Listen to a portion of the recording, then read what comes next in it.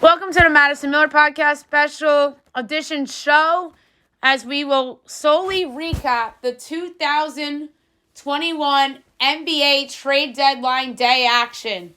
I am just going to go through Adrian Wojnarowski's Twitter feed, as we will go trade by trade, give analysis very quickly, and then we will at the end talk about each team and what's next. All right, so the first trade of the day was Denver acquiring center JaVale McGee for Isaiah Hartenstein and 2 future protected second-round picks. So it was a 2027 unprotected second-rounder and a 2023 protected second-round pick, protected through 46. So JaVale McGee used to be a Denver Nugget. Now he goes back to Denver to be a backup center to Nikola Jokic.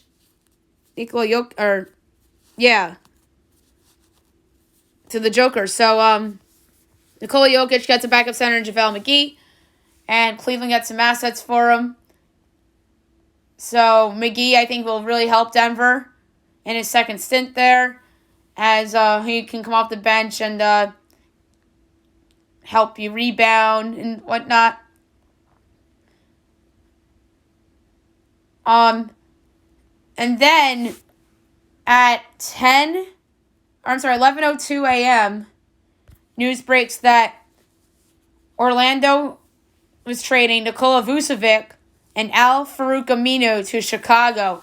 That is a monster trade, as the Bulls got a second All-Star to go at Zach LaVine, and Wendell Carter and 2 first-round picks to Orlando, as well as Otto Porter Jr., who many people think will get bought out by Orlando and will wind up on a contender. I think that's a nice haul for Orlando, and I think Orlando could have done better. I like Wendell Carter Jr. as a nice building block piece. Never really worked out in Chicago. And first-round picks, I think they're from the Bulls. And 2021 and 2023. And then I believe one of those picks might be protected. It might be top 4 protected or something like that. And I think those have a chance to be really good picks, because the Bulls are still not an elite team. Yes, they make themselves a team that could be safe in that 4, 5, 6 range. I think that they're a better team than, say, the New York Knicks right now with the addition of Nikola Vucevic. They're better than the Charlotte Hornets with Nikola Vucevic now. And then Orlando isn't done yet, as they trade away Evan Fournier to the Boston Celtics for 2 second-round picks. I like that addition for Boston. He can help them a lot. They didn't have to give up any major pieces. I think Fournier is somebody that has had some playoff experience, both with Orlando and back when he was in his younger days with Denver. And he can start for them or come off the bench. I could see him doing both. And I think you could put Jason Tatum at the 4 and then a big guy at the 5. So it's going to be interesting to see what Boston does with Fournier. And then Orlando did its third trade as they continue to blow up the roster, as they send Aaron Gordon to Denver. Gary Harris goes to Orlando in the trade, as well as RJ Hampton and a first-round pick. And Gary Clark going to Denver in the deal. I like this deal a lot for Denver.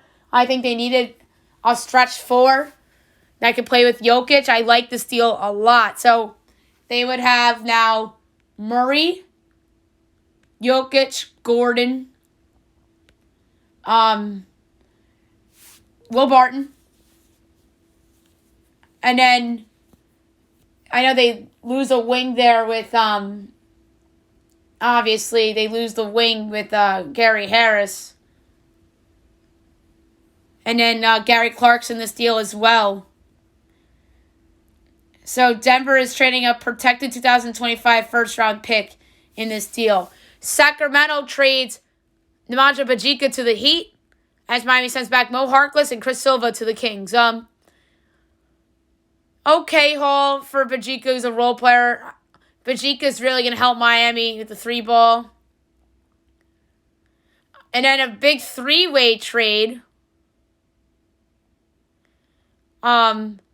George Hill goes to Philadelphia. Austin Rivers goes to Oklahoma City. Tony Bradley goes to Oklahoma City. Terrence Ferguson goes to the Knicks. And Iggy Brazdeikis goes to Philly in the deal, as well as the Sixers send second-round picks in 2025 and 2026 to the Thunder. So the Knicks only just have to give up Rivers and Iggy Brazdeikis, 2 guys who don't play, for Terrence Ferguson, who isn't a bad player. He's a guy that's a good defensive player. He can randomly have those red hot from 3 games, but he's not that great of a 3-point shooter. But his game really fits what the Knicks want to do defensively, and I think that's a guy that Tom Thibodeau would really like. And then Rivers goes to OKC. I think that OKC could buy out Rivers. And Rivers didn't even play for New York because they went out and acquired Derrick Rose. And Rose is way better than Rivers at this point. And a great trade made by Portland as they landed Norman Powell from Toronto. And Gary Trent Jr. and Rodney Hood goes to Toronto. So Gary Trent's a good guy to get back for Powell. Powell having a career year, and I think that Powell could really help Portland. So it's going to be Powell, McCollum, Lillard, Rocco, and Nurkic in crunch time. Imagine that. And then Carmelo Anthony is their 6th man. That's pretty good. Matt Thomas got traded from Toronto to the Jazz for a future second-round pick. It's just a bench guy for the Jazz.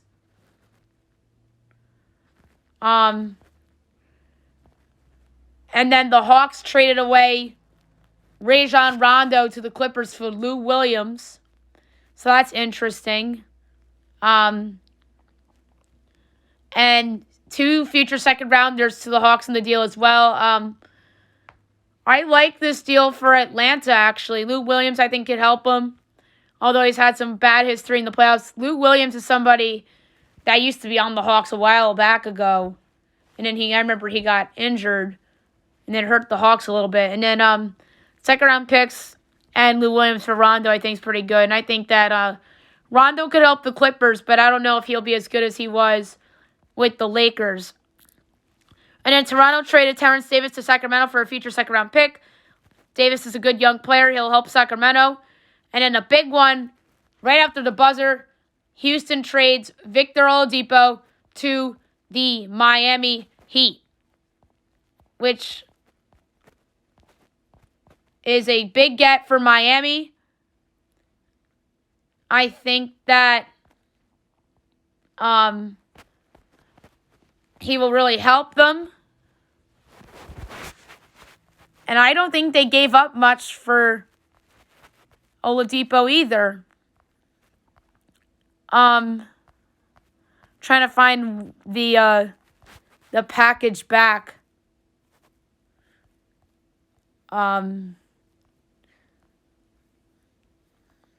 Here we go. Avery Bradley, Kelly Olynyk, and the draft pick swap. So, I like this deal for Miami. I think Oladipo is really going to help him, and I think that Oladipo will turn it around now that he's out of Houston. The Mavericks get a good player in J.J. Redick, and they also get Nicolo Melli in that trade. And the Pelicans get James Johnson, Wes Iwundu, and a second-round pick. I like it for Dallas. J.J. Redick's a good veteran. Will come off the bench and shoot threes for them. Kyle Lowry stays with the Raptors despite the rumors. So he's just going to ride it out with Toronto. See what happens. And the Cavs are buying out Andre Drummond after Drummond was not traded. The front runners for LaMarcus Aldridge is the Miami Heat. I think he would be a great addition to Miami, LaMarcus Aldridge and Victor Oladipo. I think those guys will absolutely help the Miami Heat. And it was a really interesting deadline, to say the least. A couple more trades I forgot to mention. Boston trades Daniel Theis to Chicago, and Mo Wagner goes to Boston. Gold State trades Marquise Chriss to the Spurs. And then that was it in terms of trades that passed the buzzer. All right, so teams that I think had a good day. All right, we'll start in the East in the Atlantic Division. Brooklyn, we'll see what they do in the buyout market. Maybe they get Drummond, but I think that they should go out and get another big, because I'm not sold that DeAndre Jordan's going to be their answer in crunch time. I think Philly had a nice deal for George Hill. He's a veteran that can help them. Good three-point shooter. Been in a ton of big games in his life with the Pacers and the Spurs. New York, Terrence Ferguson, I think, could help them defensively on the wing. And RJ Barrett, I think, is an improved defensive player, but he's not an elite defender per se. So at least they get another defender on the wing in Terrence Ferguson, someone else that's played in a bunch of big games for the Thunder in the past. The Boston Celtics, Mo Wagner, he's a young guy that bounced around a lot. So we'll see what happens there. Evan Fournier is going to help him tremendously.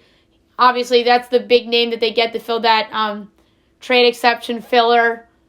So, and then the Raptors, they get a nice haul for Norman Powell. I think they could have gotten a first in addition to it, but Gary Trent Jr. is a nice building block for Norman Powell.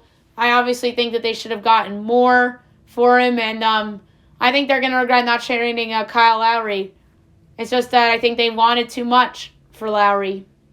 I think that somebody could have got him for a young, Miami could have gave up Duncan Robinson and a pick. I mean, I think that's good enough for both sides to agree upon a deal. So, yeah, Toronto, I think, had an okay day. I think that among those division teams, the team that had the best day, in my opinion, in terms of trade deadline help, I'm going to say Philadelphia. I like the George Hill addition. Boston's a close second. I think Fournier will help them a lot, but I think their bigger need was a big man rather than a wing, although I do think Evan Fournier will help them. I had Aaron Aflalo in my head because obviously he was also a shooting guard that was on the Orlando Magic that was in trade rumors for a long time. So that's why that name was in my head. But yeah, Fournier will absolutely help them. And I think that Toronto had the not-so-finest day in that division. Miami, I think, had a good day landing Victor Oladipo. I think he will certainly help them and will rejuvenate his value a little bit. I think that they can sign him long-term as well to go with that group that they currently have, and they didn't give up a lot to get him. Atlanta, I thought, had a nice day. They got something good for Rondo, 2 seconds, and Lou Williams. I think Lou Williams, I know he's been historically bad as a playoff player, but he's somebody that can help them in the regular season. And I think that those second-round picks was nice value for Rondo as well. And you also have those for future assets in case you want to go out and get that coveted star. Good job on them for keeping John Collins as well. Charlotte, I think they're going to be in play for Andre Drummond and LaMarcus Aldridge because they need a big man. And I won't be shocked if they end up looking for a guard. Like if Austin Rivers gets bought out by the Thunder, I could see them signing him because if they want to go for the playoffs, just sign a rental and have that rental guy help you. Washington didn't have to really do anything. They're just stuck with their team, and I think that now is not the time to trade Bradley Beal. I think they're going to wait till the offseason to potentially do that. Orlando blew up their team. They got some nice foundational pieces to go with Jonathan Isaac and Markelle Fulton, R.J. Hampton, and Wendell Carter Jr. So I think they had a nice day. They did get a lot back for the guys they traded. I think Vucevic could have gotten a little bit more, but I do think that Carter will have some value for them. And I like R.J. Hampton a lot as well. The other team in that division... Oh, wait, we went through Washington, Orlando, Atlanta, Miami, Charlotte. All right, that division's done. All right, Chicago, great day. Lands on Nikola Vucevic and the center from the Celtics, blanking on his name. So a great day for Chicago. Gave up 2 first-round picks for Vucevic. Gave up Wendell Carter Jr. But great day for Chicago. Now they have 2 All-Stars, Nikola Vucevic and Zach LaVine. Daniel Tice, that's the name of the center that went to Chicago. He'll probably be a backup for them, the Vucevic. So their starting 5 is going to be LaVine, Vucevic, Lauri Markkanen, Patrick Williams, and Kobe White, probably. And that is pretty good. And Thaddeus Young is someone that a lot of teams are looking at in terms of trade. I think they're going to keep him. And he's somebody that can start for them, too. And Patrick Williams can come off the bench, or Kobe White can come off the bench. But if Young starts, that means that Williams would probably come off the bench because you've got to start 2 guards in LaVine and Kobe White, or else somebody weird would be playing out of position. So I thought the Bulls had a great day. The Cavaliers are buying out Drummond. It's just unfortunate they couldn't get a trade. They're involved in that Harden trade, so getting Jared Allen was big for them, I thought, being a part of that Harden deal. The Pacers, I think they did the right thing by standing put. I still think they have a shot to make the playoffs in the East. They're in the 10th spot right now, and once they get their guys going, once they get LeVert finally back, TJ Warren's out for the year, which just sucks for Indiana. But I still think that's a team that can go on a little bit of a run and sneak into the top 6 now, the play-in game. The Milwaukee Bucks made their move with PJ Tucker, which I thought was a good move. He'll help them. And the other team in that division that I've yet to discuss is Detroit. They obviously did the DeLon Wright deal. They got some stuff back for him. So the best day in that division, the Bulls, slam dunk. Best day in the Atlantic division, gotta say Miami because they landed Oladipo. The Magic didn't have a bad day. I think they kicked off a little what's going to be a rebuild for them. I think them and Detroit are the 2 worst teams in the East now. And Cleveland not too far behind, but I like Cleveland a little more than I like Orlando and Detroit at the moment. And the worst day in the Atlantic division, or the loser of that division of the day is probably Charlotte, but that's by default because maybe if LaMelo Ball didn't get hurt, they would have been more aggressive. But if I'm them, I still would have been aggressive because you still have a chance to make the playoffs in what is a wide-open Eastern Conference.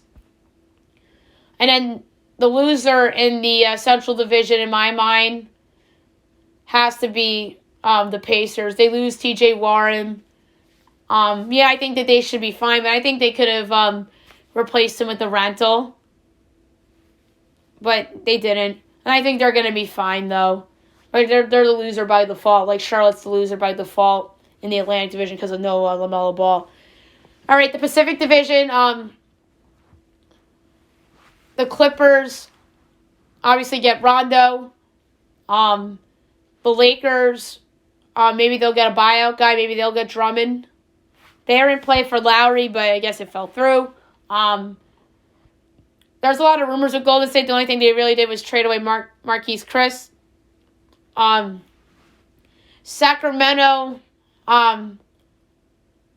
they made some buyers and sellers moves. They traded Bajiko away, and then they acquire DeLon Wright. And Phoenix really didn't do much. But Phoenix really didn't have to do anything. Chris Paul is their big move from the summer, and I like that team a lot. Maybe they'll get a buyout guy. The winners in that division in terms of trade deadline, I really don't know. I don't think anybody stood out to me and had a great day. But I personally don't like what Sacramento did. I think that they could have gotten something for Buddy Hield. They could have gotten something for Harrison Barnes. But they didn't. They just traded Bajiko away. And they didn't get much back. But maybe the Lakers will be a winner if they get Drummond. I like the Rondo ad for the Clippers, but I think they could have given up Lou Williams in 1 second rather than 2 seconds. But I think he'll help the Clippers. And the other wild thing is if they had Rondo a year ago, then he would have been with Doc Rivers again. But no, that's not the case. The Northwest Division, Portland gets Norman Powell. He'll help them tremendously. Utah got the guy from the Raptors. Oh, and the Kings also got Terrence Davis. He's good. He'll help them too. But I just think that Sacramento was too wacky. That's why I called them a loser. So Matt Thomas to the Jazz. Minnesota didn't do anything. They stood pat. Oklahoma City just added to their collection of draft picks. Trade away George Hill to Philly and Terrence Ferguson to the Knicks. And the Nuggets go out and get Aaron Gordon, which was a good get for them. They needed a combo forward, and they get one with Gordon. The big winner in that division, I love what Denver did, but I think Portland, I think that was a better ad. I like what Portland did better than what Denver did. Not that Denver didn't do anything bad. I love that addition, but I like the Norman Powell addition better than I like the Aaron Gordon addition because I know who the Crunch Time 5 now is going to be for the Portland Trailblazers. And I know who it's going to be for Denver, too. I think they're very close, but I love Norman Powell for Portland. I just like the idea of Lillard, McCollum, Powell, Rocco, and Nurkic together. That's fantastic. And then on the Denver side, you have Jokic, Gordon, Porter, Barton, and Jamal Murray. So I think both teams had great days, but I like the Powell edition better than I like the Gordon ad because I think Norman Powell's just been tremendous this year, and I knew that somebody could have potentially snagged him, and it just so happened to be Portland. So those are the co-winners, but a slight edge to Portland. The loser, Minnesota. You had veterans on that team that you could have shopped. I mean, I know they probably weren't going to trade Karl-Anthony Towns, and if they move him, it could very well be in the summer. But they had guys that I think on their roster that could have gone out and helped other teams. And then the last division, which is the Southwest Division, Dallas got J.J. Redick, good day for them.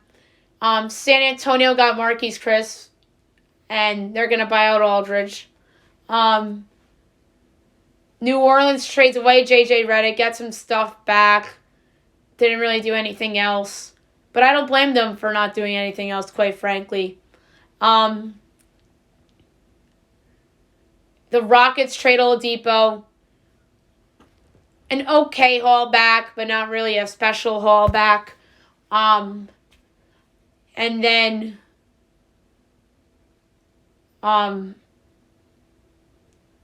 there is a couple more. Memphis stood pat. That's okay. And Memphis, New Orleans, San Antonio, Houston, Dallas. Yes, we got everybody in that division. The winner of that division, in terms of trade deadline stuff, has to be the Mavs. They need a good shooter off the bench, and I think Redick's going to help them. I think that they are going to avoid the playing game as long as their stars stay healthy. I think Redick will help them tremendously. And then, to me, the loser of that division, honestly, I got to say Houston. Because there's some veterans that are still on that roster that they could have dealt. I think that they could have gotten more for Oladipo. And the Harden trade looks even worse now than it did when they traded him, because they didn't really get much back for Oladipo either. Maybe they got the pick swap, and then we'll see how some of those guys play out. And quite frankly, Indiana and Cleveland got the better end of the James Harden trade than Houston. So to me, Houston's the giant loser of the trade deadline. All right, so that's it for the trade deadline recap show. I'll be back tomorrow with the regular show, obviously, and we'll talk about more trade deadline subplots on tomorrow's show if I have time. Have a great night, everyone.